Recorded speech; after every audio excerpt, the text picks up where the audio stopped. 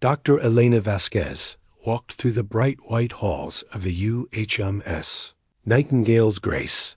Her soft shoes made no sound on the clean metal floors. Around her, nurses and doctors moved quickly but quietly between rooms. The hospital ship was huge, almost 2 miles long, with red crosses painted on every side. Everyone in the galaxy knew what those red crosses meant. They meant safety. They meant help. They meant no fighting was allowed here. Elena stopped at room 847. Inside, a young Zephyrian soldier lay on a medical bed. His insect-like body was covered in bandages. The Zephyrians looked like giant praying mantises, but Elena had learned they were gentle people who only fought because they had to. This one was barely old enough to hold a weapon. "How are you feeling today, Crix?" Elena asked in simple galactic standard. The translator box on her collar would help if needed. The young alien's compound eyes focused on her. "Better, Dr. Human Elena. The pain medicine works well. When can I go home?" Elena checked his chart on her tablet. 2 more days. Your wing will be strong again soon." Crix made a chittering sound that meant happiness in his language. "Thank you. My hive mother will be so glad. She thought I would never fly again." Elena smiled and patted his arm carefully. Zephyrian skin was harder than human skin, but she had learned to be gentle anyway. "You will fly again. I promise." She moved to the next room. Here, 3 human soldiers shared space with 2 reptilian hegemony fighters. A month ago, these same groups had been shooting at each other on the planet Kepler-7. Now they played cards together while their wounds healed. Dr. V called out Sergeant Martinez, a human with a missing leg. "Tell Rodriguez here that aces beat kings in poker. These hegemony guys are learning the game, but Rodriguez is trying to cheat them." Elena laughed. "Aces do beat kings, Rodriguez. Play fair." One of the hegemony soldiers, who looked like a 7-foot-tall lizard, spoke in broken galactic standard. "Human games are strange, but fun. We play more when wounds heal. Yes, Dr. Female?" "Yes, Scarl. You can play all the poker you want when you get better." Elena made notes on her tablet. All 5 soldiers in this room would be walking again within the week. That made her happy. She continued her rounds. The Nightingale's Grace held 47,000 beings from 19 different species. Some were soldiers. Some were civilians caught in fighting. Some were refugees running from war zones. Elena and her team of 8,000 doctors and nurses treated them all the same. It did not matter what species they were. It did not matter which side they fought for. If someone was hurt, the humans who would help them heal. Captain Torres found Elena in the main medical bay 2 hours later. He was a tall man with gray hair and kind eyes. He had been commanding hospital ships for 15 years. Before that, he had been a fighter pilot. Elena often wondered how someone could go from making war to saving lives. But Torres was the best hospital ship captain in the human fleet. "Elena, we have a situation," Torres said quietly. Long-range sensors picked up a distress signal. Hegemony frigate, badly damaged, drifting in space about 6 hours from here. Elena looked up from the medical supplies she was counting. "How many aboard?" "Unknown. The signal is weak. Could be anywhere from 50 to 300 crew members." Torres paused. "I know what you're thinking. We're already at full capacity. But we don't leave people to die in space," Elena finished. "That's not who we are." Torres nodded. "That's what I told the bridge crew when they asked. Some of them were worried. A damaged hegemony ship in this sector could be a trap. The war hasn't been going well for them lately. They might be getting desperate." Elena set down her tablet. "Captain, in 2 years we have saved over 40,000 lives. Humans, Zephyrians, hegemony, even some of those crystal beings from the outer rim. Not once has anyone attacked a hospital ship. Not once. The galactic conventions are clear. Medical ships are neutral, or off limits. I know, Torres said. And you're right. We have to respond. I just wanted to make sure you and your staff are ready for a big influx of patients. If that frigate is as damaged as the signal suggests, we might get some really bad cases. Elena was already moving toward the medical prep stations. I'll alert all departments. How long until we reach them? 5 hours and 43 minutes at current speed. Elena started making calls on her communicator. Within minutes, the entire medical staff of the Nightingale's Grace was preparing for emergency operations. Operating rooms were cleared and cleaned. Blood banks were organized by species type. The pharmaceutical department began mixing pain, medications that would work on hegemony biology. Elena found herself thinking about her first day aboard a hospital ship. She had been fresh out of medical school on Earth, young and eager to help people. Her first patient had been a hegemony prisoner of war who had lost both arms in a plasma blast. She remembered being nervous. The hegemony were humanity's enemies. They had killed millions of humans in this war. But when she looked at that wounded soldier, all she saw was someone in pain who needed help. She spent 16 hours in surgery, rebuilding his arms with cybernetic implants. When he woke up and could move his fingers again, he cried. Elena learned that day that tears looked the same whether they came from human eyes or hegemony eyes. The next few hours passed quickly. The Nightingale's Grace changed course toward the distress signal. Elena walked through the ship, checking on patients and making sure her staff was ready. In the children's ward, young beings from 6 different species played together with toys donated by families across human space. In the rehabilitation center, former enemies worked together, doing physical therapy exercises. This was what Elena loved most about hospital ships. Here, there was no war. There were no enemies. There were only patients who needed care and medical staff who provided it. The Nightingale's Grace was like a tiny island of peace floating through the darkness of space. As they got closer to the damaged frigate, Elena joined Captain Torres on the bridge. Through the main view screen, they could see the hegemony ship tumbling slowly through space. Hull breaches were visible along its side. Atmosphere leaked out in frozen streams that sparkled in the starlight. Sensors show 78 life signs. Aboard, reported the scanning officer. Some are very weak. Torres opened a communication channel. Hegemony vessel, this is Captain Torres of the hospital ship Nightingale's Grace. We are responding to your distress call. Prepare to receive medical assistance. A crackling voice answered in accented galactic standard. Human ship, this is Commander Vash of the frigate Talonstrike. We have many wounded. Our medical bay was destroyed. We we need help. Elena stepped forward. Commander Vash, this is Dr. Vasquez. We're preparing to take your wounded aboard for treatment. How many need immediate surgery? 37 are critical. Dr. Human, my ship fought yours at Rigel last month. Why do you help us? Elena looked at Torres, who nodded. Because that's what we do, Commander. Prepare your wounded for transport. We'll have them all aboard within 2 hours. As the transport shuttles launched from the Nightingale's Grace, Elena felt the same sense of purpose she always felt when helping those in need. This was why she became a doctor. This was why humanity built hospital ships instead of just more weapons. In a galaxy full of war and hatred, someone had to choose to heal instead of hurt. She had no way of knowing that this choice, this act of compassion, would soon bring darkness to the stars.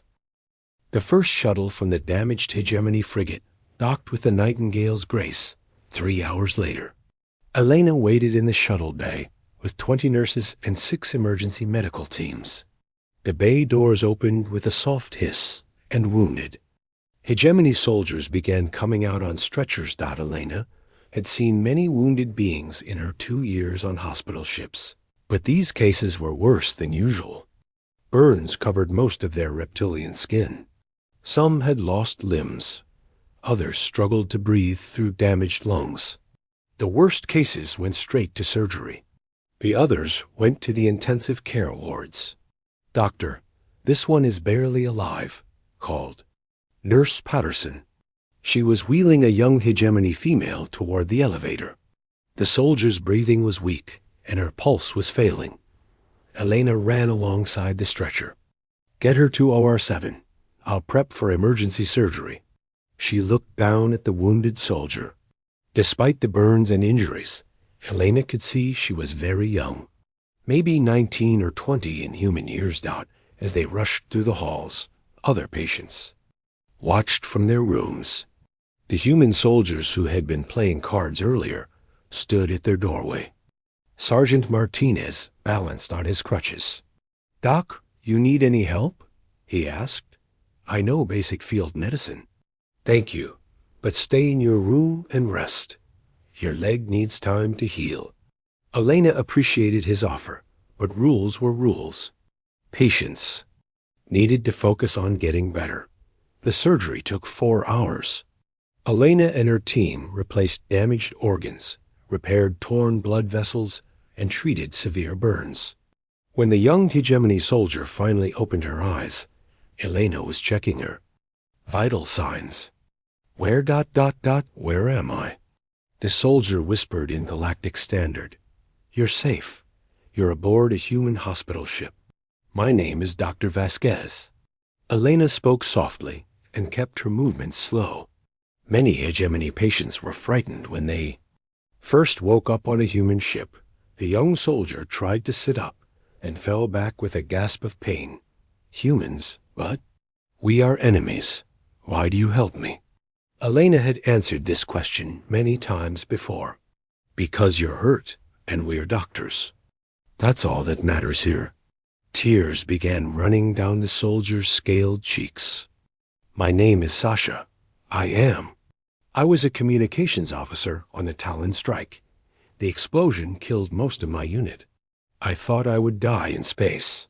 "You're not going to die, Sasha. You're going to heal and go home to your family."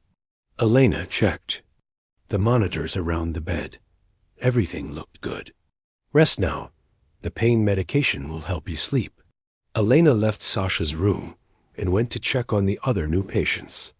Commander Vash, the captain of the damaged frigate, was in room 1205. He had a broken leg and some internal injuries, but nothing life-threatening. When Elena entered his room, he was staring out the window at the stars.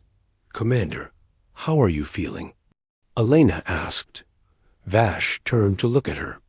He was older than most hegemony soldiers, with scars covering his arms and neck. "Dr. Human, I must ask you something. Why does your species do this? Why do you save your enemies?" Elena sat down in the chair next to his bed. This was not a medical question, but she could see he really wanted to understand. "Because we believe all life has value. It doesn't matter what species someone is or what uniform they wear. When someone is hurt, we help them. But we have killed many humans. I myself have destroyed 3 human ships. Why do you not hate us?" Elena thought about her answer carefully. Some humans do hate the hegemony. War makes people angry and afraid. But hatred doesn't heal wounds or save lives. We chose to build hospital ships instead of more weapons because we believe healing is better than hurting. Vash was quiet for a long time. Finally, he spoke again. "You are a strange species, humans. In all my years of war, I have never seen enemies care for each other like this." "Maybe that's why this war needs to end," Elena said. "There's been enough death on all sides." Elena continued her rounds. The medical bays were now completely full. 78 hegemony soldiers joined. The thousands of other patients aboard the Nightingale's Grace The human medical staff worked without complaint, treating everyone equally. In the children's ward, a young hegemony boy played games with human and Zephyrian children. None of them cared about the war. They just wanted to have fun. Captain Torres found Elena in the medical supply room that evening. She was counting bandages and updating inventory lists. The work never stopped on a hospital ship. The Talon strike is beyond repair, Torres reported. We'll have to take all the survivors back to the nearest neutral station for repatriation. That's Kepler Station, about 8 days from here. Elena nodded. The wounded will need that time to heal anyway. Some of them won't be ready to travel for at least a week. There's something else, Torres said. His voice sounded worried. Long-range communications picked up some chatter. Hegemony fleet movements in this sector. They might be looking for their missing frigate. Will that be a problem? Elena asked. Hospital ships are neutral. They can't attack us under galactic law, I know. But with the war going badly for them, some hegemony commanders might be getting desperate. Desperate people sometimes do stupid things. Elena set down her tablet. Captain, we've been doing this for 2 years. No one has ever attacked a hospital ship. The Red Crosses mean something to every civilized species in the galaxy. Torres looked out the small window at the stars. I hope you're right, Elena. I really do. 2 days later, Elena was in surgery room 3, replacing a damaged heart valve when the alarm started. Red lights flashed throughout the ship, and a recorded voice announced, "All stations, alert status." This is not a drill. Elena looked up at her surgical team. Keep working. Someone needs this valve or they'll die. Captain Torres will handle whatever is happening. But even as she said it, Elena felt worried. Alert status meant possible danger. Hospital ships almost never went to alert status. The surgery took another hour. When Elena finally left the operating room, Nurse Patterson was waiting for her in the hallway. Her face was pale, and her hands were shaking. Doctor, you need to get to the bridge right now, Patterson said. Elena pulled off her surgical gloves. What's happening? Hegemony battle fleet. They found us. Elena ran through the corridors toward the bridge. Other crew members were moving quickly but calmly. The Nightingale's Grace had practiced emergency procedures many times. Everyone knew their jobs. When Elena reached the bridge, she saw Captain Torres standing at the main view screen. Outside in space, 20 large hegemony warships surrounded the hospital ship. Their weapons were powered up and pointed at the Nightingale's Grace. Captain, what do they want? Elena asked. I don't know yet. They're not responding to our communications. Torres turned to his communications officer. Try again. Make sure they understand we're a medical vessel. Hegemony fleet, this is the hospital ship Nightingale's Grace. The officer spoke into his microphone. We are a medical vessel operating under galactic convention. We have wounded from all species aboard, including your own people. Please respond. For several minutes, there was only silence. Then a harsh voice came through the speakers. Human medical ship. This is Admiral Crexthal of the Hegemony Third Fleet. You will surrender immediately and prepare to be boarded. Torres stepped forward. Admiral, we are a hospital ship. We have red crosses clearly displayed. We have 78 of your own wounded aboard receiving medical treatment. We are protected under galactic medical conventions. Admiral Crexthal's voice was cold and angry. Conventions are for the weak. You humans use these hospital ships to spy on our fleets and rescue your own people while claiming neutrality. No more. Elena felt her heart start beating faster. Something was very wrong here. Captain, they can't seriously be thinking of attacking us. Admiral, Torres spoke into the communicator again. I'm sending you our patient manifest. 78 hegemony soldiers, 400 Zephyrian civilians, Over 2,000 human refugees and thousands of others from 17 different species. This is a medical facility, not a military target. Enough talking, Admiral Krexthul replied. You have 5 minutes to surrender your ship and all personnel. If you refuse, we will destroy you. Elena looked around the bridge. The crew members were staring at their stations in shock. No one could believe what they were hearing.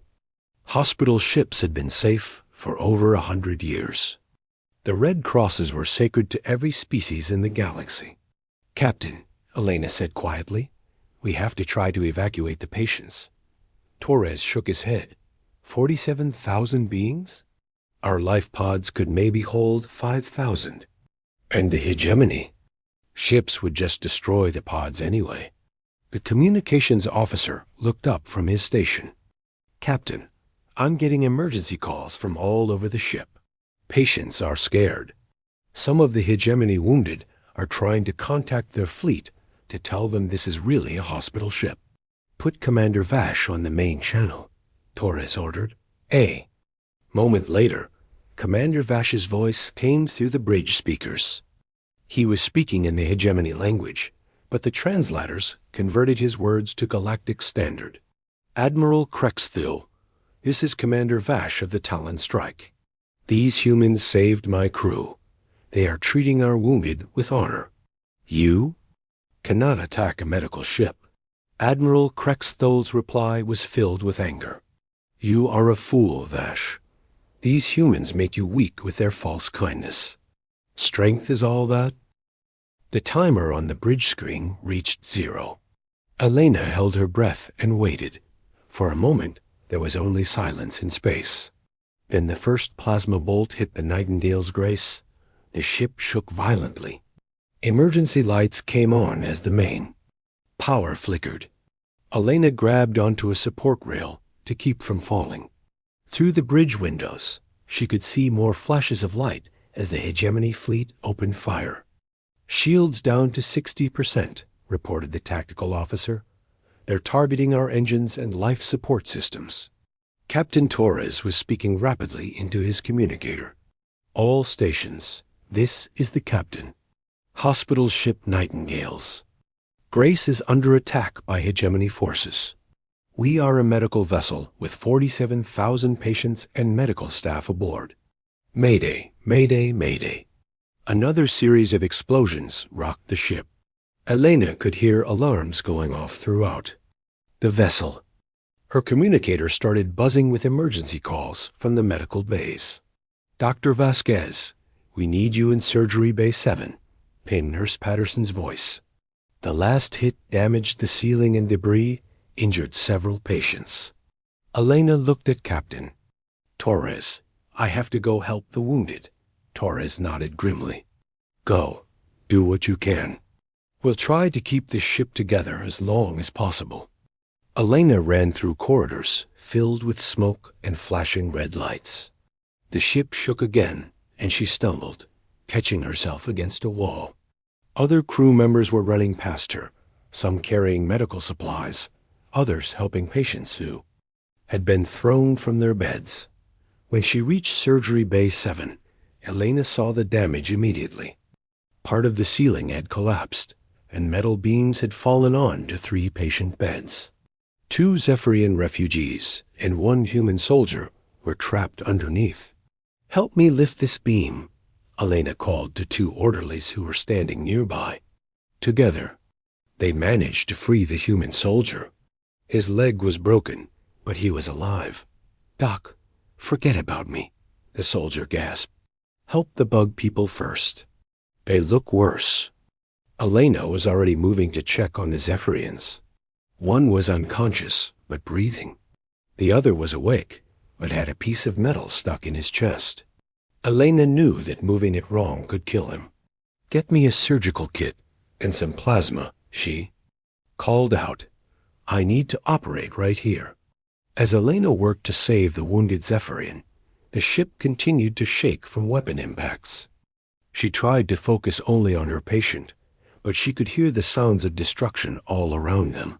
Somewhere in the distance, she heard the terrible sound of hull metal tearing apart.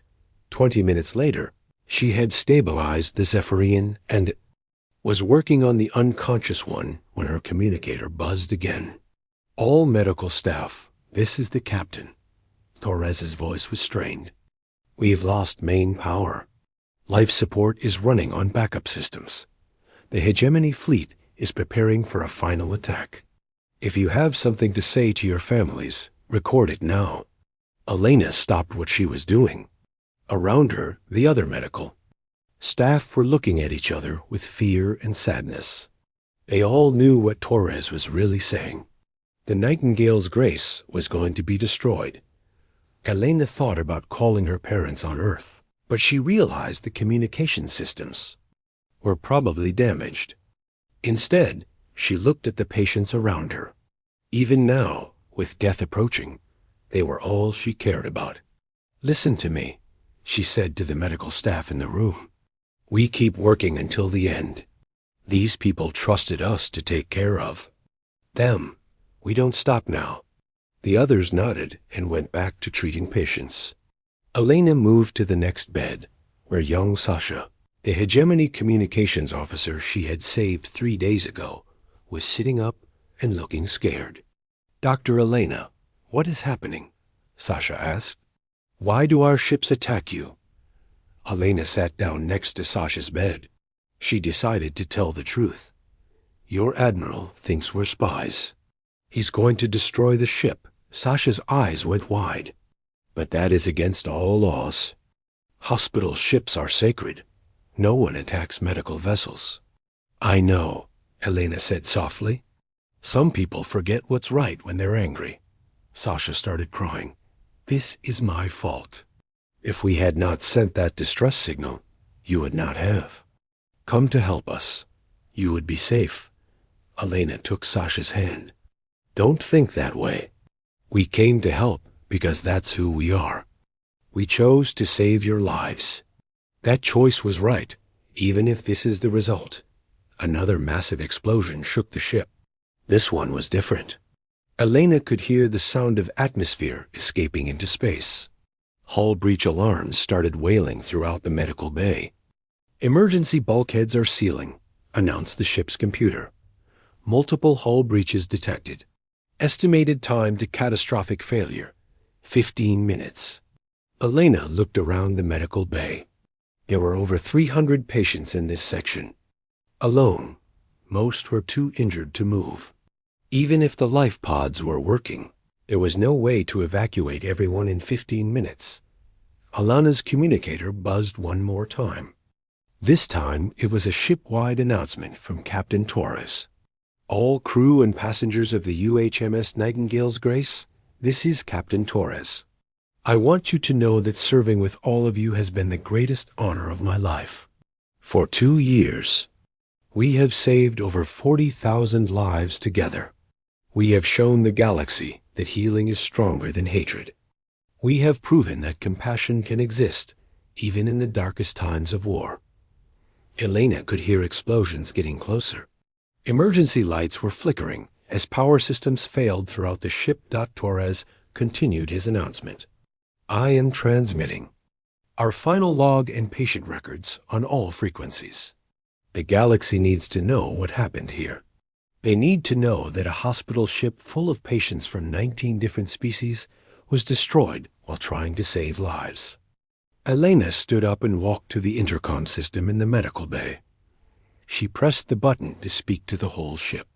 This is Dr. Elena Vasquez. I want everyone to know that you are all heroes. Patients, medical staff, ship crew, everyone. You showed that different species can live together in peace. You showed that enemies can become friends when they focus on healing instead of hurting. Around the medical bay, patients and staff were listening to her words. Humans, Zephyrians, hegemony soldiers, and beings from a dozen other species all faced their final moments together. The beings who are attacking us think that kindness is weakness, Elena continued. They think that saving lives makes us soft. They are wrong.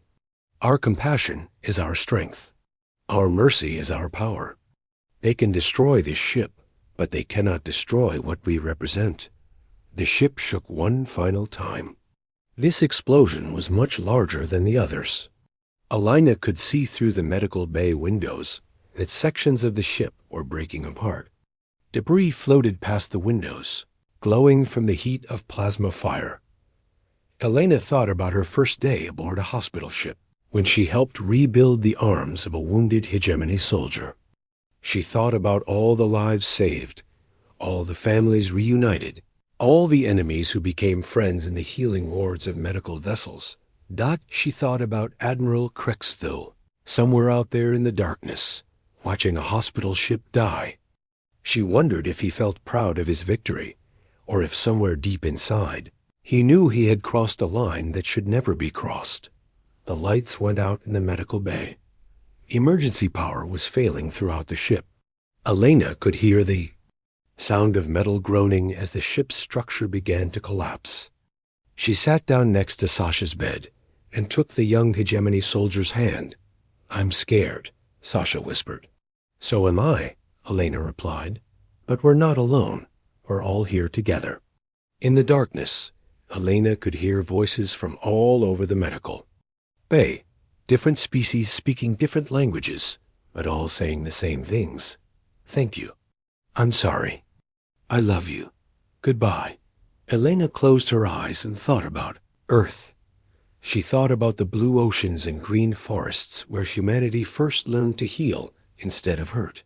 She thought about the hospitals and medical schools where young humans learned that every life has value. Somewhere far away on Earth, people were living normal lives. They had no idea that in the darkness of space, a hospital ship was dying. They had no idea that 47,000 beings were about to become martyrs for the cause of compassion. But Elena knew that someday, somehow, Earth would learn what happened to the Nightingale's Grace. And when they did, the galaxy would never be the same. The final explosion came without warning. Elena felt the ship breaking apart around her, felt the artificial gravity failing, felt the last of the atmosphere rushing out into space. In her final moments, she held tight to Sasha's hand and whispered a promise into the void. "They will remember us. They will remember what we stood for. And they will make sure this never happens again." Then there was only silence in the darkness between the stars.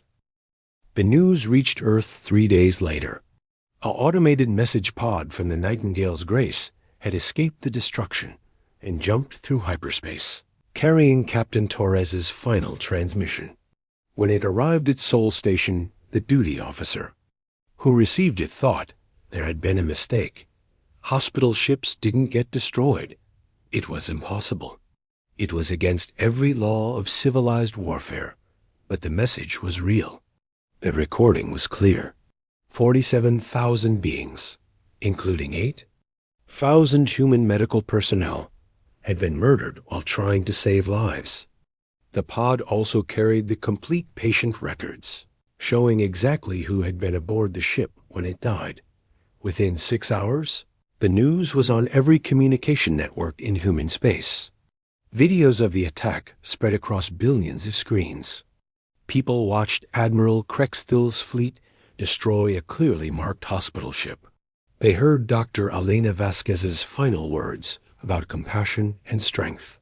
They saw the Red Crosses being torn apart by plasma fire. President Sarah Chun sat in her office in Geneva, watching the recordings for the 5th time. She was not related to Admiral Sarah Chun of the Sol Defense Fleet, but they shared the same cold anger as they watched innocent people die. Around the table sat the other members of the Terran Federation Council. None of them spoke for a long time. "How many humans are demanding war?" asked Defense Minister Park. "All of them," replied Communications Director Rodriguez. "Every single poll shows the same thing. 97% support immediate military action. The other 3% haven't seen the videos yet." President Chun turned off the display, showing the destruction of the Nightingale's Grace. "What about our allies? The Zephyrians, the Centauri Republic, the others? They're terrified. said Foreign Minister Okafor. "Not of the hegemony, of us. They've never seen humans this angry before. Some of them are asking if we're going to declare total war." President Chun was quiet for several minutes. She thought about Dr. Elena Vasquez, who had spent 2 years saving lives from 19 different species. She thought about Captain Torres, who had chosen to rescue enemies instead of leaving them to die in space. She thought about the children in the hospital ship's pediatric ward. "Get me Admiral Chun," President Chun said finally, "and contact the Strategic Planning Division. Tell them I want Option Omega on my desk in 2 hours." Defense Minister Park looked up sharply.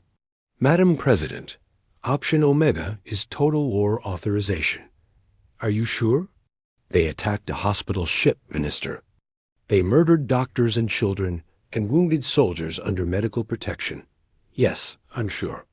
2 hours later, Admiral Sarah Chun stood in the Underground Strategic Command Center beneath the Swiss Alps. She had been expecting this call ever since the news broke. Around her, dozens of officers worked at computer stations that controlled the entire human military across 50 star systems. "Admiral," President Chun's image appeared on the main screen. "I'm authorizing Option Omega, effective immediately. You have complete authority to use any means necessary to end this war." Admiral Chun nodded. She had hoped this day would never come, but she had spent 20 years preparing for it anyway. "Understood, Madam President. How much of our true strength am I authorized to reveal?" "All of it, Admiral. Show the galaxy what humanity is really capable of when we stop holding back." Admiral Chun turned to her staff officers. "Activate all strategic reserve fleets. Bring the outer system platforms online. Contact the black sites and tell them to begin full production. And get me a direct line to Admiral Martinez aboard the Retribution." Across human space, things began moving that had been hidden for decades. In the asteroid belt between Mars and Jupiter, rock formations that looked natural suddenly opened up to reveal massive shipyards. Ships that had been disguised as mining vessels shed their fake hull plating and showed their true nature as destroyers. And cruisers. On Luna, beneath the surface mining colonies, weapons factories that had been building farming equipment switched to their real purpose.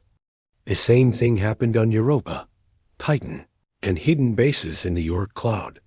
Within hours, the human war machine was operating at full capacity for the first time in over a century. Admiral Chun's first target was the hegemony supply lines. She sent stealth ships to every major shipping route the enemy used. But these weren't normal attacks. The human ships didn't just destroy the supply convoys. They made them disappear completely. The hegemony commanders noticed the pattern after a week. 37 supply fleets had simply vanished. No distress calls, no debris fields, no survivors. The ships were there one moment and gone the next, as if they had never existed at all. Admiral Crexthill, the commander who had destroyed the Nightingale's Grace, was beginning to feel worried. He had expected the humans to attack his fleet directly, seeking revenge. Instead, they seemed to be attacking everywhere, except where he was. "Admiral," his communications officer reported, "we're receiving distress calls from 17 different sectors. Our supply lines are being cut, but our scouts can't find any human fleets." Crexthill studied the tactical display. Red marks showed where hegemony ships had disappeared. The pattern made no sense. How could the humans be attacking in so many places at once? "Sir," another officer spoke up nervously, "intelligence reports that human ship production has increased by 800% in the last 2 weeks. They seem to have shipyards we didn't know about." Crexthill felt a cold sensation in his stomach. 800%? How is that possible? "We don't know, sir. Some of our spies are reporting that the humans have been hiding their true industrial capacity for decades. The ships we've been fighting might only be a small part of their real fleet. On the planet Kepler-5, a hegemony military base went offline. In the middle of the night, when morning came, the entire facility was gone. Not destroyed, gone.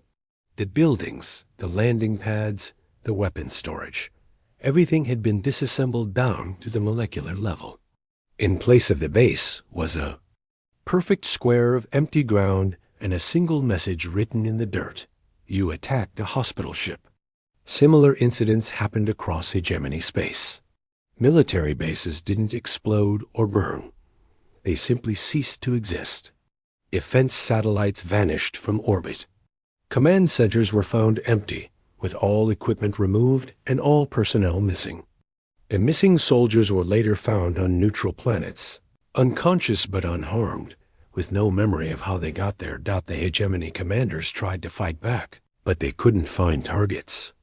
Human fleets appeared and disappeared like ghosts.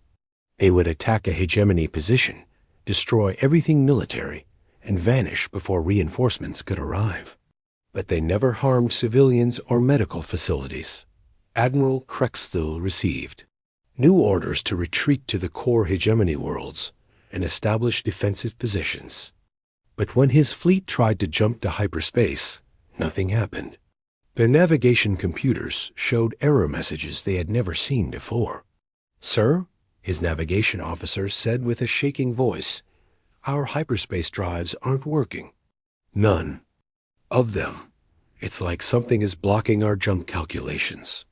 Across the galaxy, every hegemony ship found itself trapped in normal space. They could use their regular engines, but they couldn't jump to hyperspace. The humans had somehow cut off their ability to travel between star systems quickly. Meanwhile, human fleets moved freely, appearing wherever they wanted. It became clear that humanity had developed technology far beyond what they had shown during the war. Stealth systems that made ships completely invisible. Weapons that could dismantle matter at the atomic level. Computer viruses that could shut down enemy systems from light years away. The Zephyrian Council called an emergency meeting with human representatives. Ambassador Jackson met with the insectoid leaders in their crystal palace on Zephyr Prime. "Ambassador Jackson," spoke High Counselor Azak, "your species frightens us. This technology you are using, this level of warfare, we have never seen anything like it. How long have you been hiding these capabilities?" Jackson sat quietly for a moment before answering. "Since we first made contact with other species, we've been hiding about 90% of our military strength. We wanted to be seen as equals, not threats. We wanted to build friendships, not fear. But why hide so much? Because we know what we're capable of when we're really angry. Humans evolved on a death world, Counselor. We survived ice ages, plagues, asteroid impacts, and thousands of wars among ourselves. When we finally got to space, we decided to use our skills for exploration and science instead of conquest." Jackson activated a holographic display showing human space. "Every mining facility you've seen is actually a shipyard.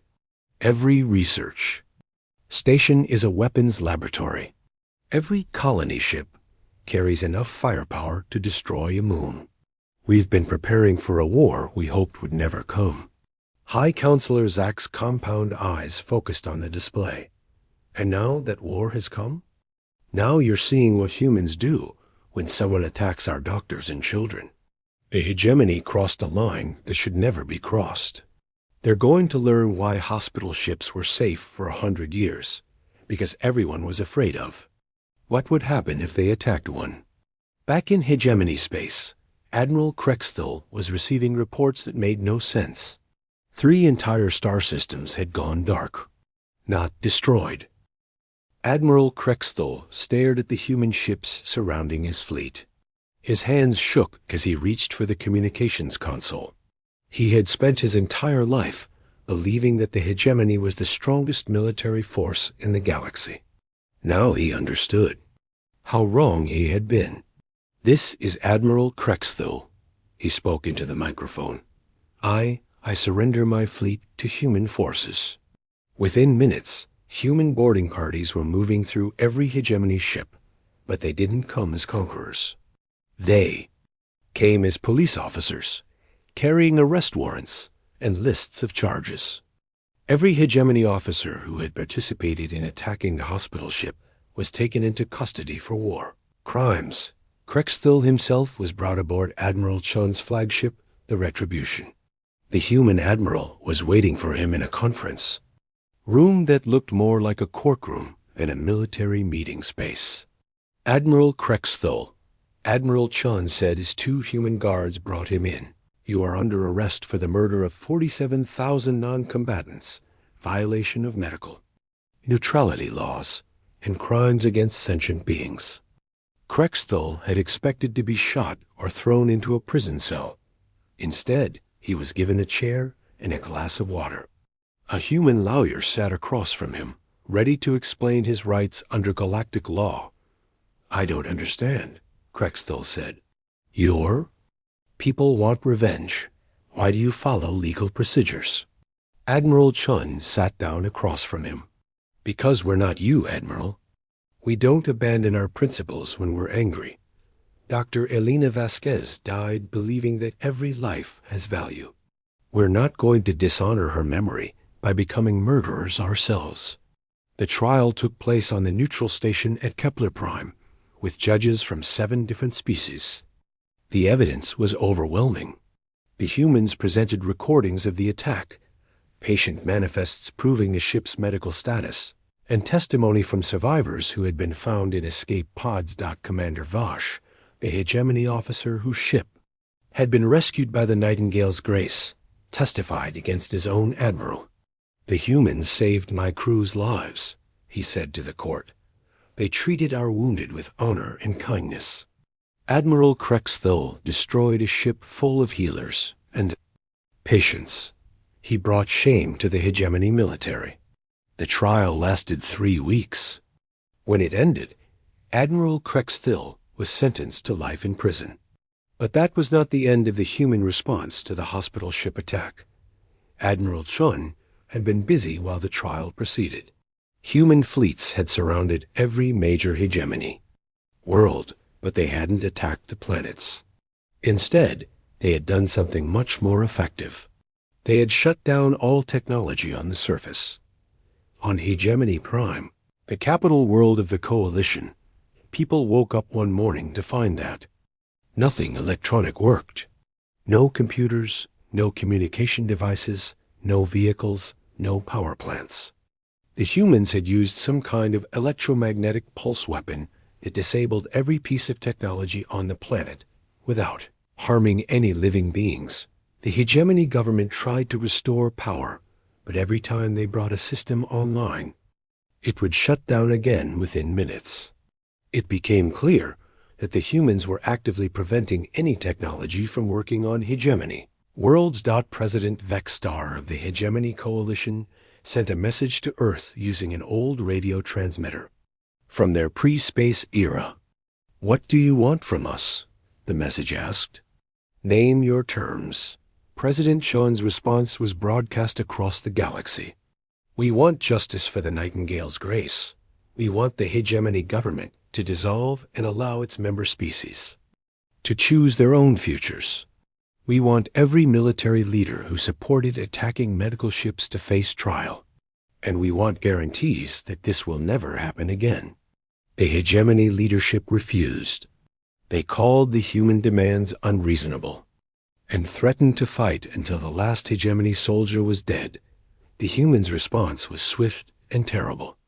They didn't attack hegemony military forces or civilian populations. Instead, they attacked the government itself. Every communication network that connected hegemony worlds was severed. Every government building was emptied of personnel and equipment. Every military command center simply stopped existing. Within a month, the Hegemony Coalition government had effectively vanished. Without communications or central command, the various species that made up the coalition began making their own decisions. Some chose to surrender to human forces. Others declared independence and asked for protection from Earth, not the reptilian Saurian people, who had been forced to join the hegemony 50 years earlier, sent a delegation to Earth. "We never wanted this war," their ambassador explained to the Terran Federation Council. "Our people were conquered and forced to fight. We want peace with humanity." Similar delegations arrived from 6 other species that had been part of the hegemony coalition.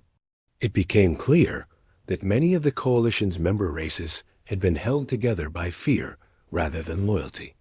But the humans weren't finished. Admiral Chun had one more target: the military leaders who had created the culture that led to attacking a hospital ship. She began what history would later call the night raids. Human special forces teams appeared without warning on dozens of hegemony worlds. They didn't attack civilian areas or cause collateral damage. Instead, they surgically removed specific individuals from their homes and brought them to face trial for war crimes. General Thakmer, who had written the military doctrine that called medical ships legitimate targets in total war, was taken from his private estate on Hegemony Prime. Admiral Sekven, who had trained young officers that mercy is weakness, was captured from his vacation home on a distant colony world. Each raid was perfectly planned and executed. The humans would appear, take only their target, and disappear again within minutes. No guards were killed, no buildings were damaged, no innocent people were harmed. But the message was clear. Nowhere in the galaxy was safe for those who had supported attacking healers. The psychological effect on the remaining hegemony leadership was devastating. They realized that the humans could reach anyone, anywhere, at any time. The technology that had kept them in power for decades was useless against human capabilities they had never imagined. 1 year after the destruction of the Nightingales, Grace, the last remnants of the Hegemony Coalition government, officially surrendered. The war was over, but the galaxy had changed forever. Admiral Chun stood in the memorial hall on Earth, looking at a wall covered with the names of everyone who had died aboard the hospital ship. Dr. Elena Vasquez's name was at the top of the list, followed by Captain Torres and 8,000 other medical personnel who had died trying to save lives. "Admiral," President Chun said as she joined her at the memorial wall, "the Zephyrian Council is asking if we plan to keep our expanded military active. They're worried about human intentions." Admiral Chun touched Dr. Vasquez's name on the wall. "Tell them we're returning to our previous force levels. We never wanted to be a military superpower, Madam President. We built these capabilities to protect ourselves and our principles. Now that the threat is gone, we can go back to building hospitals instead of warships. And if someone threatens our medical ships again?" Admiral Chun turned away from the wall. "Then they'll learn the same lesson the hegemony learned. Humans protect healers. We always have, and we always will." 6 months later, the first new human hospital ship launched from Earth's orbital shipyards. It was named the HMS Elena Vasquez, and it carried the most advanced medical equipment in the galaxy. On its hull, painted in letters large enough to be seen from orbit, were the words, "In memory of those who chose to heal." The ship's first mission was to provide medical aid to refugee camps on former hegemony worlds, where beings displaced by the war were still struggling to rebuild their lives. The crew included humans, Zephyrians, reformed hegemony personnel, and members of 12 other species. Dr. James Kim, the ship's chief medical officer, walked through the halls of the Elena Vasquez on its maiden voyage. The corridors looked exactly like those of the Nightingale's Grace, with the same white walls and Red Cross symbols that had marked human medical vessels for over a century. In the children's ward, young beings from half a dozen species played together while recovering from injuries. In the surgical bays, human doctors worked alongside alien colleagues to save lives. In the rehabilitation centers, former enemies helped each other learn to walk again. It was exactly what Dr. Elena Vasquez would have wanted. But there was one difference between this hospital ship and its predecessor. Hidden throughout the Elena Vasquez were defensive systems that could protect the ship from any attack. Stealth generators that could make it invisible. Shield systems that could deflect the most powerful weapons. And if all else failed, enough firepower to destroy a small fleet. The humans had learned their lesson too. They would continue to heal, continue to show mercy, continue to save lives regardless of species or allegiance. But they would never again allow healers to die defenseless in the darkness between the stars. As the Elena Vasquez jumped into hyperspace toward its first mission, a message was broadcast on all galactic frequencies. It was a recording of Dr. Elena Vasquez's final transmission from the dying Nightingale's grace. Our compassion is our strength. Our mercy is our power. They can destroy this ship, but they cannot destroy what we represent. The message ended with new words, added by the Terran Federation Council. The morning started like any other on Avalon. The twin suns rose over the eastern mountains, casting long shadows across the colony's main settlement. Samantha Winters walked through the control center, checking reports from the night shift. As colony administrator, she took her job seriously. 5 years ago, Earth had sent 2,000 people to start a new life on this distant planet. Now there were over 8,000 colonists spread across 3 settlements. "Morning, Sam," said Alan Donovan as he entered the room. The security chief looked tired. He had dark circles under his eyes. "You look like you didn't sleep," Samantha said. Alan shrugged. "The long-range scanners picked up some strange energy readings last night. Nothing clear, just unusual." Samantha frowned.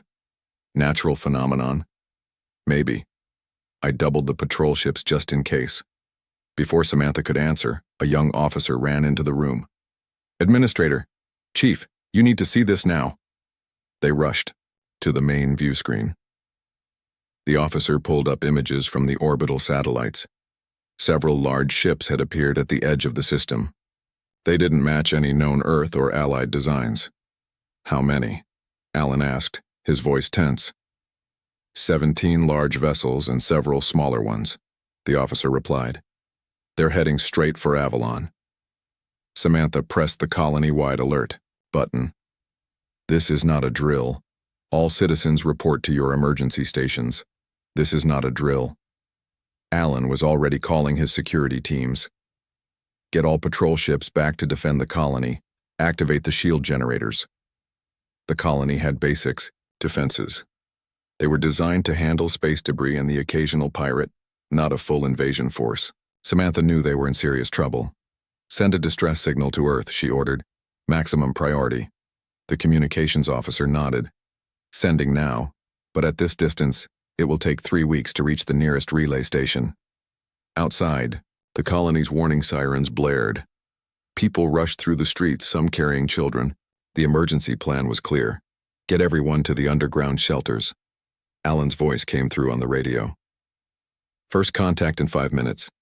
Our patrol ships are in position, but they're badly outnumbered." Samantha watched the screens as the unknown ships entered orbit. For a moment, nothing happened. Then beams of energy shot from the largest ship, destroying 2 patrol vessels instantly. "They didn't even try to communicate," Samantha whispered. The attack happened fast. More energy beams hit the colony's shield generators. The protective dome flickered and failed. Then the aliens targeted the communication arrays and power stations. Within 20 minutes, the colony was in chaos. "We need to evacuate the control center," Alan said, pulling Samantha away from the screens. "They're landing troops." They ran through the hallways as explosions shook the building. Outside, strange aircraft flew low over the colony. Troops in metallic armor dropped to the ground and began moving through the streets. "Who are they?" Samantha asked as they reached the emergency transport. "The computer matched some symbols on their ships," Alan replied. "They call themselves the Zorians. No other information in our database." The transport took them to the main bunker complex beneath the mountains. Inside, frightened colonists huddled together. Medical staff treated the injured. Security personnel distributed weapons to anyone with military training. In the bunker's small command room, Samantha tried to assess the situation. Most communication systems were down. They had contact with only 2 of the 3 settlements. The northern settlement is dark, Alan reported. No contact for the past hour.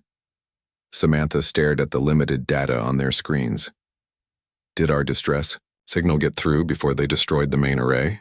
A communications technician looked up from her station. Partial transmission confirmed. The signal was interrupted mid-send. So Earth might not even know we're under attack, Samantha said quietly. Alan put his hand on her shoulder. They'll know something's wrong when we miss our scheduled reports. That could take weeks, Samantha said. And even if they send help immediately, it would take nearly a month for the closest fleet to reach us. Then we hold out for 2 months, Alan said firmly. We have supplies, weapons, and these bunkers were built to last. Over the next days, the situation grew worse. The Zorians set up bases in all 3 settlements. They brought in mining equipment and began extracting resources. They hunted for humans, capturing some and killing others who resisted. Alan organized the remaining security forces into resistance units. They made quick raids to gather supplies and sabotage Zorian operations. Samantha kept the bunker systems running and maintained order among the frightened colonists. A week after the invasion, they discovered that the Zorians had set up a planetary blockade. 20 ships now orbited Avalon, making sure no one could escape and no help could arrive. During a late-night strategy meeting, one of the council members voiced what many were thinking. We need to consider surrender. Maybe we can negotiate with them. Negotiate what? Alan asked angrily. They attacked without warning. They've shown no interest in communication. But we can't win, the council member argued. We're trapped underground while they take over our planet. Samantha stood up. We don't know if Earth received our message. We don't know if help is coming. But we do know that 8,000 people are depending on us to make the right decisions. She walked to the map showing their current situation. We continue to resist. We protect our people. And we hope that somehow Earth knows we're in trouble. That night, Samantha couldn't sleep.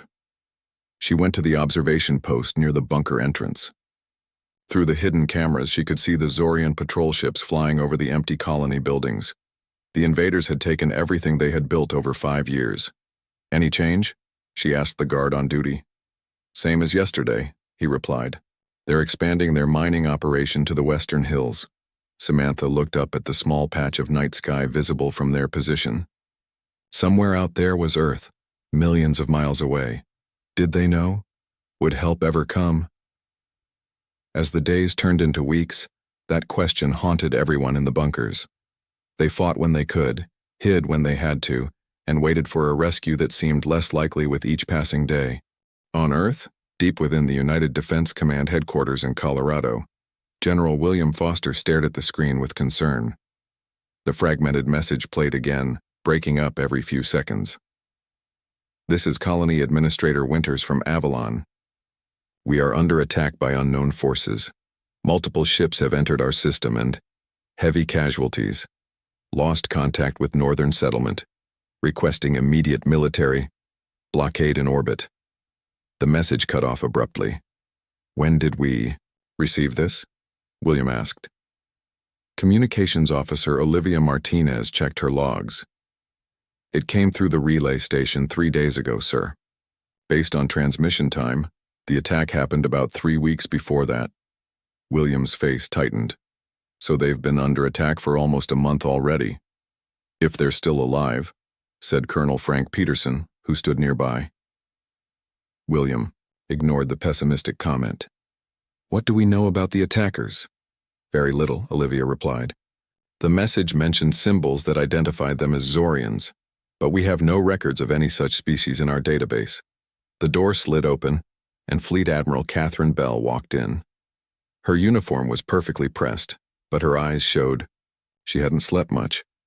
I came as soon as I got your message, she said to William. How bad is it? Bad, William replied. Avalon Colony is under attack by an unknown alien force. We received a partial distress signal, but it's nearly a month old. Catherine reviewed the data on the screen. The 7th Fleet is closest, but they're dealing with the pirate problem in the Centauri sector. They couldn't reach Avalon for at least 6 weeks, even at maximum speed. William nodded grimly.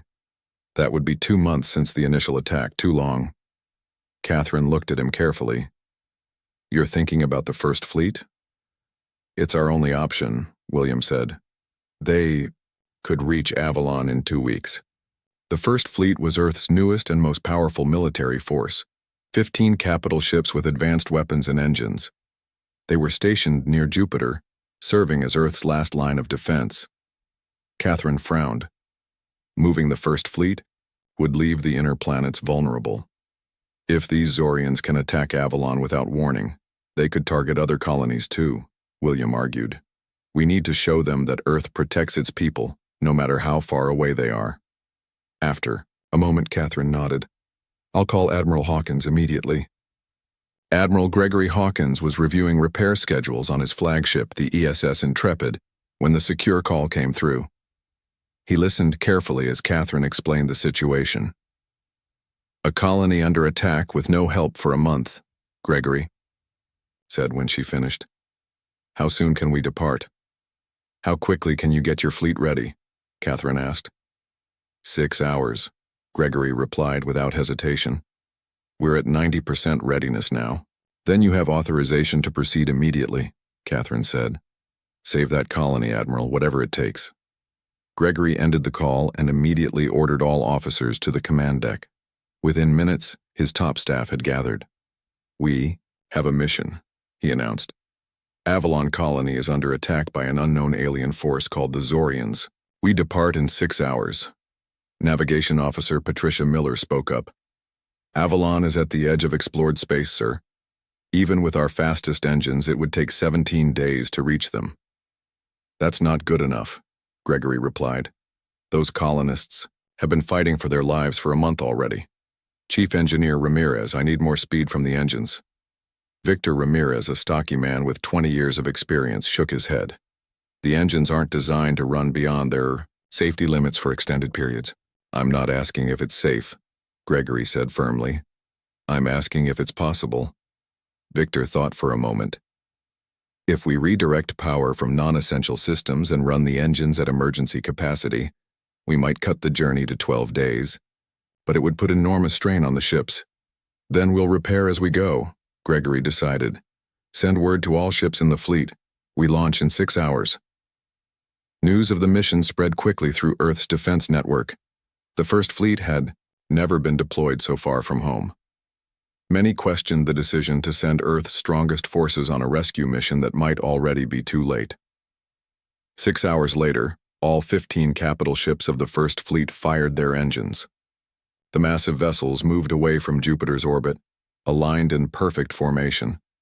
On the Intrepid's bridge, Gregory watched as his fleet prepared for the long-range jump. All ships report ready, Admiral, said Communications Officer Ben Lewis. Then, let's not waste another minute, Gregory replied. Begin jump sequence. The fleet vanished into FTL speed, pushing deeper into space than any Earth fleet had gone before. The journey was difficult from the start. Running the engines beyond their designed limits caused numerous problems. Engineering teams worked around the clock to maintain the dangerous pace. On the 5th day, the support ship ESS Horizon dropped out of formation with severe engine damage. 2 days later, the destroyers Valor and Defiant also fell behind, unable to maintain the punishing speed. In the Intrepid's tactical room, Lieutenant Commander Natalie Parks studied the limited information they had about the enemy. Their attack pattern suggests a coordinated military operation, she reported to Gregory. They targeted communication arrays first, then defense systems, then power infrastructure. This wasn't random violence. What's your assessment of their capabilities? Gregory asked. Based on the colony's reports, their technology is advanced, Natalie replied. But we don't know how they'll respond to a direct military confrontation. They might not expect Earth to send its strongest fleet. As they pushed through space at dangerous speeds, the crew faced exhaustion. Sleep shifts were cut short. meals, were eaten quickly. Everyone understood what was at stake. On day 11, a critical power junction exploded on the Intrepid, injuring 3 crew members and starting a fire on Deck 7. Damage control teams contained the blaze, but it was a reminder of the risks they were taking. Gregory visited the injured crew in the medical bay. "Your sacrifice won't be forgotten," he told them. "We'll reach Avalon in less than 2 days." On the morning of day 13, Sensor Officer Daniel Wright detected something on the long-range scanners. "Admiral," he called out with excitement in his voice. "I'm picking up the Avalon system." Gregory moved quickly to his station. "Show me." The screen displayed the distant star system. As they got closer, the sensors detected multiple ships in orbit around the colony planet. 17 large vessels, Daniel reported. Same number mentioned in the distress call. Gregory's expression hardened. "So they're still there. Tactical, prepare all weapon systems. Communications, signal the fleet to enter battle formation." Throughout the fleet, crews rushed to battle stations. Weapon systems came online. Shield generators powered up to maximum capacity. "How long until we're in range?" Gregory asked. 4 hours at current speed, Patricia answered from the navigation station. Gregory nodded. "Perfect. The element of surprise will be complete." He looked around at his crew, determination in his eyes. They thought no help would come for Avalon. They were wrong. The First Fleet approached the Avalon system silently. Admiral Gregory Hawkins ordered all ships to run dark, with minimal power to sensors and engines. They would only have one chance at surprise. "How long until we're in position?" Gregory asked, standing at the center of the Intrepid's bridge. 20 minutes, sir," Patricia replied from the navigation station. Her fingers moved quickly across the controls, guiding the massive ship. Gregory addressed his bridge crew. "The Zorians have no idea we're coming. Our first strike must be fast and powerful. Target their largest ships first." "On the tactical station," Natalie nodded. "Weapons are ready, Admiral. All ships report combat systems at 100%. Gregory took a deep breath. Despite the rush to get here, despite the risks they had taken, they had made it in time. Now came the hard part. "Begin. Final approach. Prepare for FTL exit on my mark." The bridge fell quiet. Only the soft beeping of computers broke the silence. All 15 remaining ships of the First Fleet moved into attack formation. "Mark," Gregory said calmly.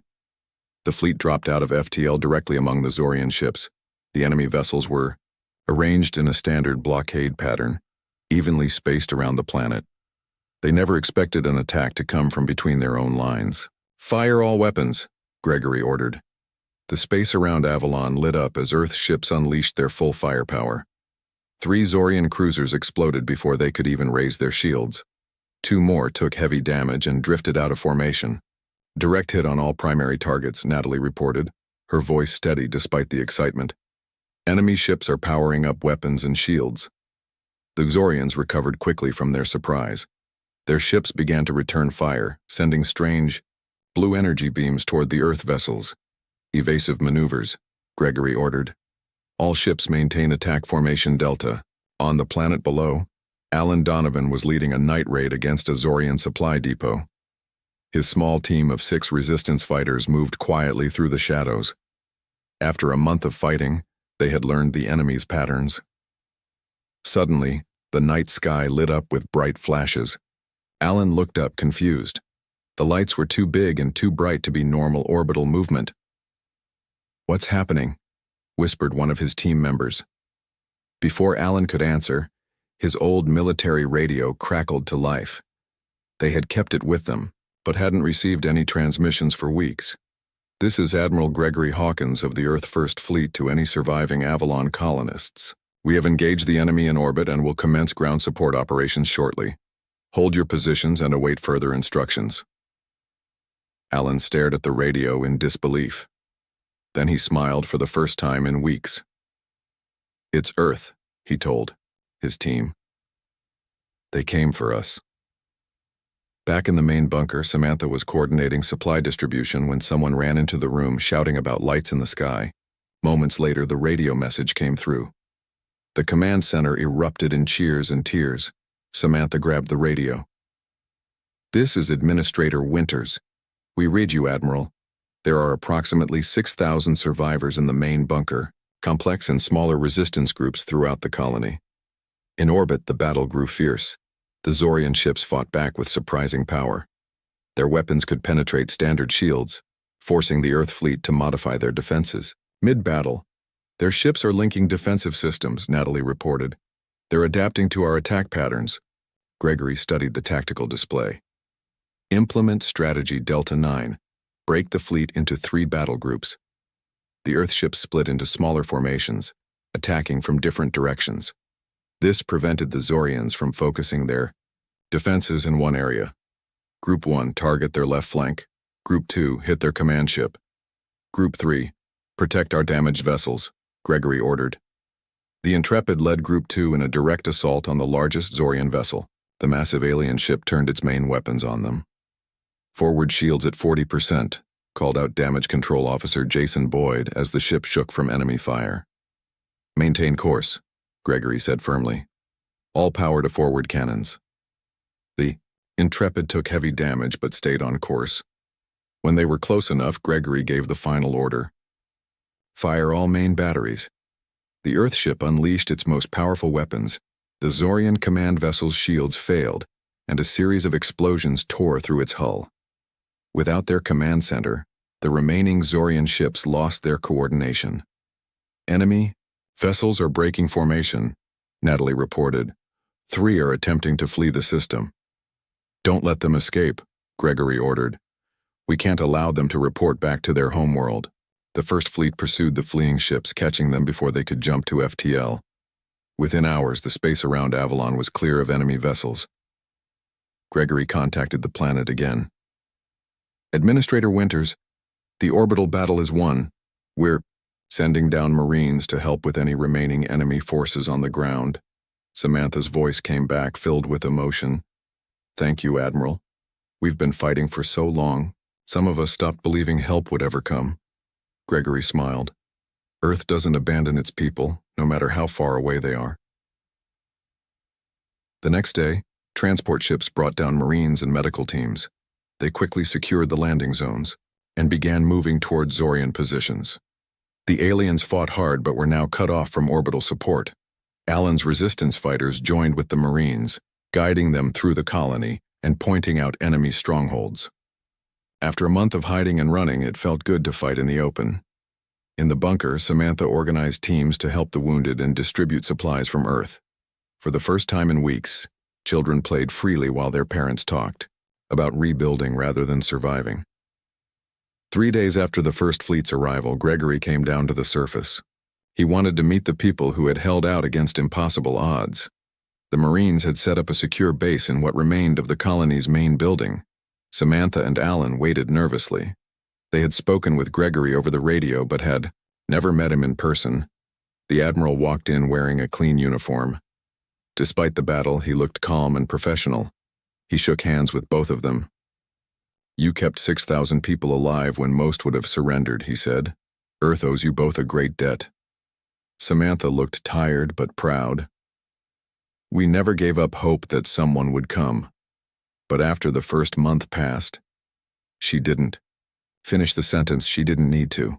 Everyone understood how close they had come to disaster." "Why did they attack us?" Alan asked. "We posed no threat to them." Gregory's expression grew serious. "From what we've found in their computer systems, this was a test. They wanted to see how Earth would respond to an attack on a distant colony." "A test?" Samantha was shocked. Thousands of people died for a test? "Their culture sees conflict as the natural way species interact," Gregory explained. "They expected either no response from Earth or a weak one that would come too late. They didn't expect our strongest fleet to arrive so quickly. The implications were clear. This wasn't a random attack. It was the beginning of something bigger." "What happens now?" Alan asked. "Now we rebuild," Gregory said, "and we prepare. The First Fleet will remain here to protect Avalon while we construct proper defenses. More ships are already on their way with supplies and reinforcements.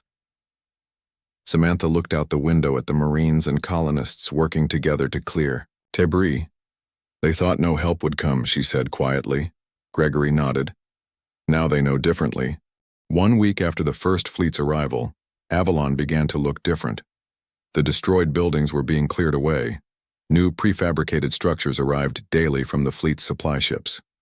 Marines patrolled the streets alongside colonial security forces. Samantha walked through what used to be the main square. Workers were setting up a new communications array. The old one had been one of the first things the Zorians destroyed. Looking better every day, said Alan, joining her. He wore a new uniform with the combined insignia of Colonial Security and Earth Defense Forces. The outer farms are still damaged, Samantha replied. It will take months to get food production back to normal. But we're alive to do the work, Alan reminded her. That's what matters. They continued walking until they reached the new military command center. Inside, Admiral Gregory was meeting with his officers. A large holographic display showed the Avalon system and the positions of Earth ships. Administrator, Security Chief. Gregory greeted them. Just in time. We've finished analyzing the data from the Zorian ships. The holographic display changed to show star charts. Several star systems were marked in red. What are we looking at? Samantha asked. Zorian territory, Gregory explained. Based on the navigational data we recovered, their home system is about 30 light-years from here. These red markers show other colonies they've attacked. Alan studied the map carefully. There are at least 12 marked systems. All attacked within the last 2 years, Gregory confirmed. The Zorians have been expanding rapidly, testing the defenses of various species. And now they've tested us, Samantha said. What happens next? Gregory's face grew serious. We're still analyzing their communications, but it appears they were sending regular reports to their home world. When those reports stopped, they'll know something happened. So they might send more ships, Alan concluded. Almost certainly, Gregory agreed. That's why we're turning Avalon into a fortress. Outside the command center, large defense platforms were being assembled in orbit. On the ground, powerful shield generators and weapon emplacements were under construction. Earth Defense Command has designated Avalon as a strategic military outpost, Gregory explained. The 7th Fleet will arrive within 2 weeks to reinforce our position. After that, the 1st Fleet will make a push into Zorian territory. A counterattack? Samantha was surprised. Isn't that risky? More risky to wait, Gregory replied. Our analysts believe the Zorians operate like ancient conquerors. If we show weakness, they'll see it as an invitation to attack again. We need to demonstrate that attacking human colonies has consequences. The meeting continued with details about the colony's reconstruction. When it ended, Alan offered to show Gregory the resistance tunnel network they had built during the occupation. Your people accomplished amazing things with limited resources, Gregory said as they walked through the narrow underground passages. These tunnels made it possible to move around the colony undetected. Necessity and desperation, Alan said simply. We had no choice but to adapt. As they talked, Alan's radio crackled with an urgent message. Security Chief, we have a situation at the northern perimeter. Sensors detected movement in the forest. Alan and Gregory rushed to the northern checkpoint. A patrol of Marines and security personnel were already there, weapons ready. What do we have? Alan asked the patrol leader. Something moving in the trees, the Marine replied. Too big to be local wildlife. Gregory looked through binoculars. For a moment, nothing moved. Then he saw it, a flash of metallic armor among the trees. Zorians, he said quietly. A scouting party. I thought we got them all, Alan said. Apparently not. They must have been hiding in the mountains. Gregory called for reinforcements, while Alan organized the patrol into a defensive position. They couldn't let the aliens get back to report what they had seen. Hold your fire until my signal, Gregory ordered. We want to take them alive if possible. The Marines moved silently through the trees, surrounding the area where the Zorians had been spotted. Gregory and Alan positioned themselves behind a fallen log, watching the forest carefully. 3 Zorians emerged from the trees. They wore battle armor and carried strange weapons. Their helmets had multiple eye slits, suggesting they had more than two eyes. They moved cautiously, stopping often to scan the area. Gregory raised his hand, ready to give the signal to fire. But before he could, one of the Zorians looked directly at their position. It raised its weapon. "Now!" Gregory shouted. The Marines opened fire from all sides. Two Zorians fell immediately. The third tried to run but was hit by Alan's stun blast. It collapsed to the ground, unconscious but alive. "Secure the prisoner," Gregory ordered. "Get it back to the base for questioning." The Marines quickly moved in, binding the alien with special restraints. This was the first Zorian they had captured alive since reclaiming the colony. Back at the base, medical officers examined the alien while it was kept sedated. Scientists studied its armor and weapons. After several hours, they presented their findings to Gregory, Samantha, and Alan. "The Zorian biology is fascinating," said Dr. Linda Benson, the fleet's chief medical officer. "They evolved on a high-gravity world, which explains their dense muscle structure and reinforced skeleton." "What about their technology?" Gregory asked. "Advanced, but not beyond our understanding," replied Chief Engineer Victor. "Their weapons use a form of plasma energy rather than projectiles. Their armor contains communication systems linked to their ships." "Can we communicate with it?" Samantha asked. Dr. Benson nodded. "Their language is complex, but our computer has been analyzing it from the ship data we captured. We should be able to establish basic communication." When the Zorian regained consciousness, it found itself in a secure room. A clear barrier separated it from the humans. Gregory, Samantha, and Alan watched as Dr. Benson activated the translation system. "Can you understand me?" she asked. The alien made a series of clicking sounds. The computer translated, "I understand. You are the Earth creatures." "Why did you attack our colony?" Gregory asked. "To test your response," the Zorian replied. "To measure your strength. You killed hundreds of our people for a test?" Samantha couldn't hide her anger. The Zorian's head tilted in what might have been confusion. "Combat is how species learn about each other. We test, we measure, we decide." "Decide what?" Alan asked. "Whether to conquer or to avoid." The alien replied simply. "Your response was unexpected. No colony has ever received help so quickly across such distance." Gregory leaned forward. "Tell your leaders this. Any attack on a human colony will be met with the full force of Earth's fleets. We protect our people no matter the distance." The Zorian made a sound that the translator couldn't interpret. Then it said, "The Combine will find this information valuable. Perhaps humans are not easy prey after all." "The Combine?" Gregory asked. "Is that your government?" But the Zorian would say no more. It retreated into silence, watching them with its multiple eyes. Outside the room, Gregory turned to the others. "This confirms our suspicions. The attack was a test to see if Avalon was worth conquering. They didn't expect Earth to respond so strongly. But now they know," Samantha said. "What will they do with that information?" "They'll either decide we're too much trouble and leave us alone," Gregory replied, "or they'll prepare for a larger conflict. Either way, we need to be ready." That evening, as the twin suns set over Avalon, the Earth ships in orbit glowed like new stars in the darkening sky. For the colonists who had endured a month of occupation, the sight brought comfort. They were not alone anymore. Earth had come against all odds, and Earth would stay. 2 weeks after capturing the Zorian scout, the 7th Fleet arrived at Avalon. 25 more ships joined the 1st Fleet in orbit. The colony was now the most heavily defended human outpost in space. Samantha watched from the newly rebuilt observation deck as the ships moved into position. Each one carried hundreds of crew members, Marines, and technical specialists. The population of Avalon had nearly doubled since Earth's forces arrived. "Quite a sight, isn't it?" Alan said, joining her at the window. "I never thought I'd be happy to see so many warships," Samantha replied. "But after what we went through," Alan nodded. He understood. They both carried the memories of those dark weeks when they thought no one was coming to help them. The door opened, and Gregory walked in.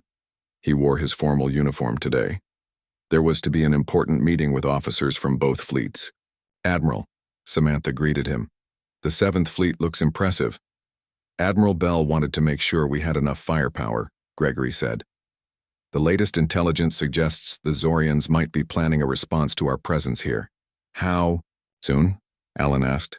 "We're not sure, but we'll be ready when they come." Gregory gestured to the door. "The meeting is about to start.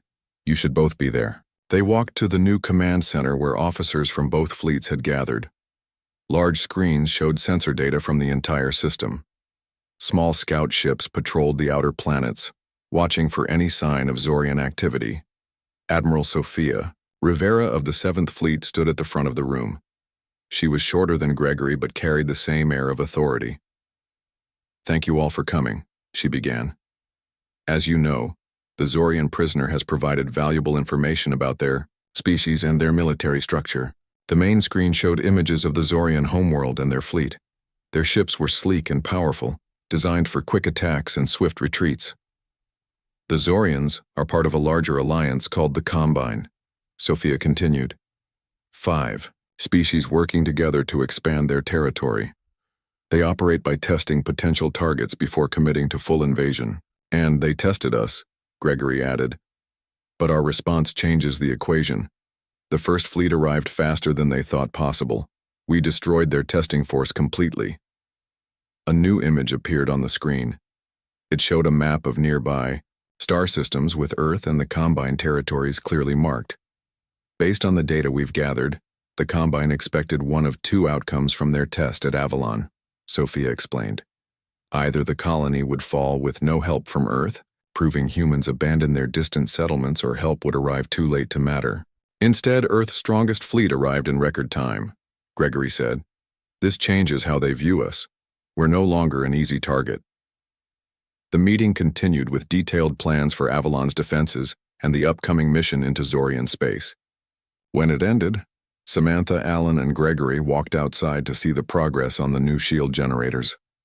"Earth Defense Command has made a decision," Gregory told them as they walked. "They want you both to return to Earth on the next transport." Samantha stopped walking. "What? Why?" "You're heroes," Gregory explained. "Your story needs to be told. How you held out against the Zorians, how you kept your people alive. It will help prepare other colonies for possible attacks." "My place is here," Samantha said firmly. "These are my people, and my security teams need me," Alan added. Gregory smiled. "I thought you might say that. I'll tell Command you've declined the offer." As they continued their tour, an alarm suddenly blared from the command center. Gregory's communicator beeped urgently. "Admiral, we've detected multiple FTL signatures at the edge of the system," reported a tense voice. "Sensors confirmed 23 vessels approaching. Zorian design. Sound general quarters," Gregory ordered. "All civilians to shelter immediately. I'm on my way to the command center." Throughout the colony, warning sirens echoed. People who had only recently returned to their rebuilt homes now rushed to the reinforced shelters beneath the settlement. Marines and security personnel moved to defensive positions. In orbit, the Earthships formed a protective barrier around Avalon. Weapons powered up, and fighters launched from carrier vessels. This time, Earth was ready for the Zorians. Samantha and Alan joined Gregory in the command center. The screens showed the approaching Zorian fleet. "Their force is larger than the one that attacked us before," Samantha observed. "But so is ours," Gregory replied. "And they've lost the element of surprise."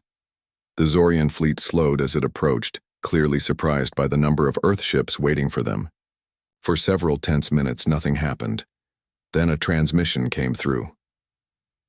"They're hailing us," said Communications Officer Ben Lewis. "Standard frequency." "Put it through," Gregory ordered. The screen showed a Zorian in elaborate armor. Its multiple eyes blinked as it studied the humans. "I am Fleet Commander Zarex of the Combine Forces." The translator converted its clicks and whistles. "You have destroyed our testing fleet and fortified this world. This colony is under Earth's protection," Gregory replied. "Any attack will be met with overwhelming force." The Zorian made a gesture with its upper limbs. "The test has yielded unexpected results. Your species defends its distant territories with impressive speed and power. It's not a test, Gregory said firmly. These are our people. Distance doesn't matter. There was a long pause before the Zorian spoke again. The Combine recognizes strength when it sees it. We did not expect such a response for one small colony. Every human colony is worth protecting, Samantha said, stepping forward. That's something your tests taught us. The Zorian commander studied her. You are the leader who resisted our occupation forces. One of many, Samantha replied. We fought because we knew Earth would come for us. Again, the Zorian was silent for a moment. Then it made a different gesture. The Combine will withdraw from this sector. Your species has earned a rare distinction. You are not easy prey. Perhaps in time we will meet again under different circumstances. The transmission ended. On the tactical display, the Zorian ships began to turn away from Avalon. Are they really leaving? Alan asked, suspicious. Sensors. Confirm they're powering up FTL drives, reported Sensor Officer Daniel. They're departing the system. Gregory watched carefully until the last Zorian ship disappeared from their sensors. Don't relax yet. This might be a tactical retreat, not a permanent one. But it's a start, Samantha said. Over the next few days, the Earth fleets maintained their vigilance, but no Zorian ships returned. Slowly, life on Avalon began to normalize. The rebuilding continued with new determination. 1 month after the first fleet's arrival, Avalon held a ceremony to honor those who had died during the occupation and to celebrate their newfound security. A memorial wall listed the names of the lost. A new planetary defense center bore the names of those who had led the resistance. As night fell and the ceremony ended, Samantha, Alan, and Gregory stood looking at the stars. Do you think they'll come back? Samantha asked. Probably, Gregory admitted. But not soon and not in the same way. They've learned that attacking Earth's colonies has consequences. And we've learned something too, Alan said. No matter how far from Earth we go, we're still connected. Help will come when we need it. Samantha nodded, looking up at the Earth ships glowing in orbit. They thought no help would come, she said quietly. They were wrong. In the darkness of space beyond Avalon, the stars continued their eternal watch. Earth's colonies would face more challenges in the future, but they would face them knowing they were not alone. Earth's strongest fleet had come once, it would come again if needed. That was a promise written in the stars.